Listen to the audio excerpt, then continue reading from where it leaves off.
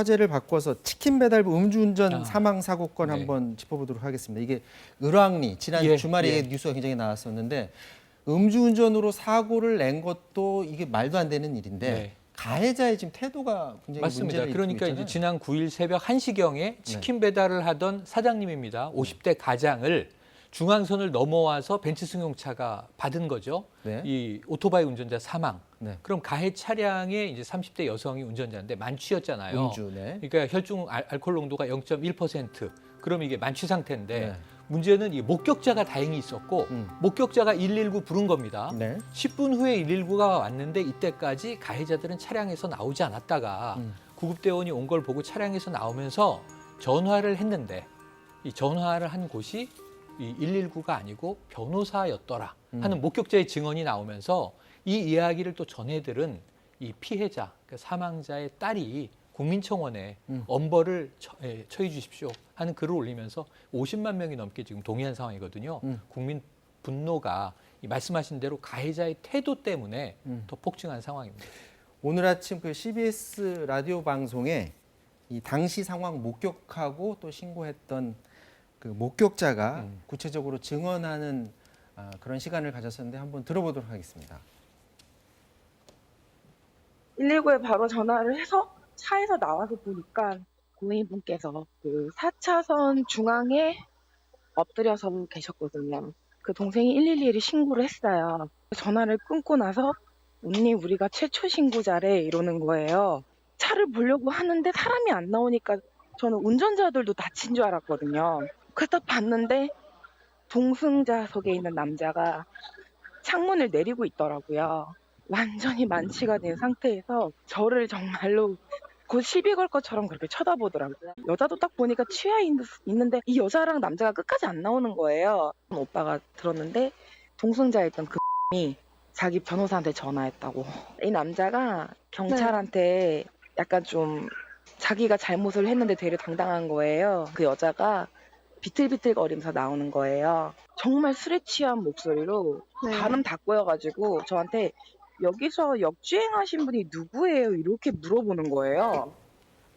여기서 역주행을 한 사람이 누구냐라고 물었을 정도면 만취가 분명하고요. 물론 이제 혈중 알코올 농도도 그렇게 네. 나왔지만 문제는 변호사를 불렀어요? 119에 신고할 생각을 안 하고. 그러니까 지나가던 사람도 놀래서 사고 현장을 수습해야겠다, 119에 신고해야겠다 이런 어떤 측은지심이 생기는 마당에 사건을 발생시킨 가해자 측에서 본인의 안위만 먼저 따지기 위해서 변호사를 부른다는 것은 유가족 입장에서는 전혀 반성 없는 이기적인 행동으로 비칠 수 있거든요. 네. 보통 상식적으로 사고가 나면 바로 문을 열고 가서 사람을 확인하고 상태를 확인하고 119에 신고하기 마련인데 그런 조치도 없었다라는 것이 조금 더 공분에 사는 게 아닐까 생각이 들고 만약에 이런 태도를 유지한다고 한다면 가족들께서 용서하거나 합의해주기 굉장히 어려울 겁니다. 윤창호법이 굉장히 강력한 법이기 때문에 이런 합의나 용서 없이는 실형 선고가 불가피한 상황입니다. 지금 이 가족들이 굉장히 여기에 대해서 지금 화가 났고 국민청원까지 올렸는데 벌써 55만 명 이상이 또 동의를 했다고요? 지금 굉장히 많은 사람들이 이런 태도나 특히 이제 음주운전으로 저렇게 역주행으로 사람을 치는 부분에 대해서 굉장히 공분하고 있는 상황이고요. 그러다 보니까 윤창호법을 굉장히 강력하게 적용을 해야 된다. 지금 50만 명 가까운 사람들이 지금 청원 의사를 밝히고 있는 상황입니다. 윤창호법 적용이 되는 거죠. 그러면은 어떤 처벌을 받게 되죠? 이런 경우를 처벌하라고 윤창호법 만든 거고요. 네. 사사건 건에 그 윤창호 씨의 친구가 나와서 하소연할 때 네. 간단합니다. 취지가 음주운전은 살인이다. 네. 술 마시면 운전대 잡지 마라. 근데 그런 일이 또 벌어진 거고요. 사망을 일으키게 되면 윤창호법은 무기 또는 3년 이상의 징역입니다. 벌금 없습니다. 네. 상해의 경우에는 이 1년 이상 15년 이하 징역인데 이때 이제 1,000만 원에서 3,000만 원 벌금이 있고요. 이번은 사망이니까, 사망이니까 3년 이상 징역입니다. 예, 처벌 벌금 없이 3년 이상 징역 또는 무기 이렇게 되는 거고요. 가중 처벌도 있어서 음주운전을 2번 적발되면 사고가 안 났더라도 이 징역이나 벌금을 낼 수 있습니다. 오늘 영장 실질 심사. 영장 실질 심사를 어떻게 됐어요? 받았는데 아직 낮에 더운데 롱패딩으로 얼굴을 꽁꽁 가리고 나와서 또 비판이 이렇습니다. 네. 이 구속 여부는 이따 저녁에 따져봐야 될 것 같습니다.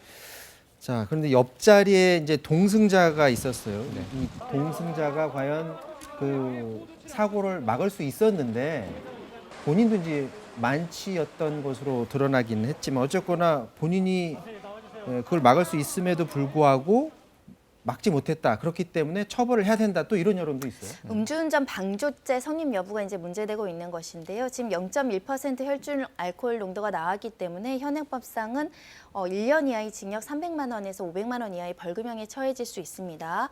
과거에는 방조죄 잘 처벌하지 않았는데 요즘에 좀 처벌하는 사례들도 좀 생기고 있고요. 특히 네. 블랙박스나 전후 CCTV 가정에서 적극적으로 말린다거나 더군다나 어떤 그 키를 준다거나 그리고 운전자석으로 안내를 한다던가 이런 모든 행위들이 방조가 성립할 가능성이 있는 것이고요. 다만 둘이 있는 자리에서 저는 말렸습니다. 말렸다라고 진술을 해주는 경우에는 증거가 부족해서 무혐의가 나오는 사건들이 종종 있는데 이 사건은 워낙 둘이 만취된 상태인 것이 지금 상황이 보이고 그리고 같이 술을 먹었던 사람들의 진술도 있다라고 한다면 어느 정도 방조 혐의에 대해서는 입증이 가능한 상황입니다. 이 뒤늦게 밝혀진 내용이긴 하지만 이 차가 개인 소유가 아니라 법인 차라고 해요. 그러면 뭐 형량이라든지 처벌 이런 데 영향을 줄 수 있는 그런 건 관련이 없죠. 법리적으로는 사실 회사 차량을 사적인 용도, 그러니까 업무용이 아니라 사적 용도로 쓰게 되면 이 자체가 배임죄가 성립된다. 이렇게 볼 여지가 있는데 또 사회통념상 그 범위를 넘어서지 않았다. 또는 업무 목적도 일부는 있다라고 평가된다고 한다면 처벌 가능성은 낮아질 수 있지만 이렇게 조금 여러 가지 이제 규제라든가 그런 것들을 잘 지키지 않는다는 그 자체는 양형에서는 불리하게 작용할 수 있습니다. 윤창호법이 네. 만들어지고 사실 이번 사고가 사실 처음이 아니에요. 맞습니다.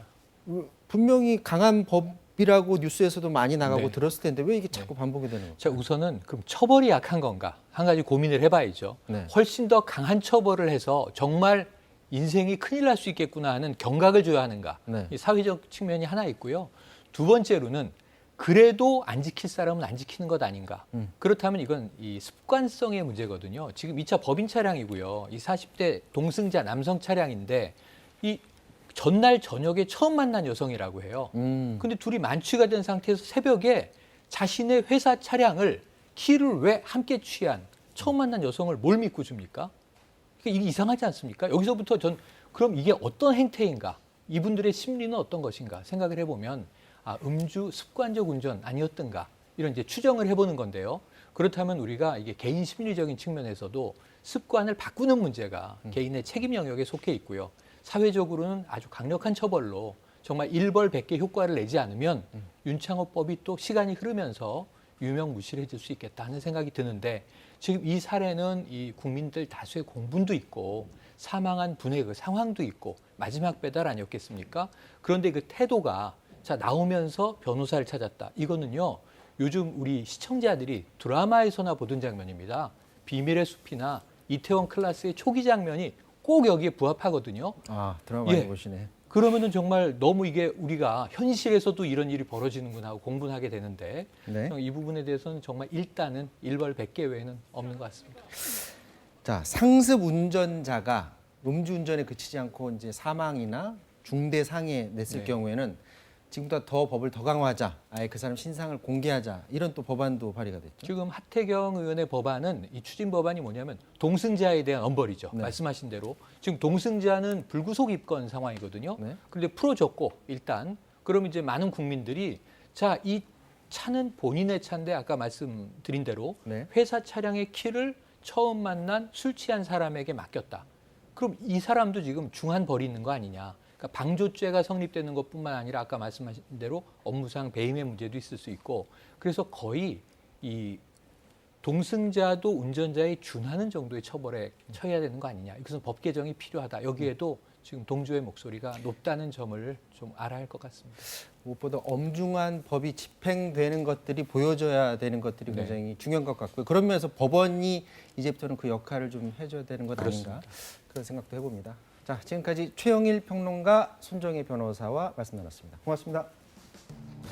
네, 사사건건 마치겠습니다. 내일 오후에 다시 뵙겠습니다. 고맙습니다.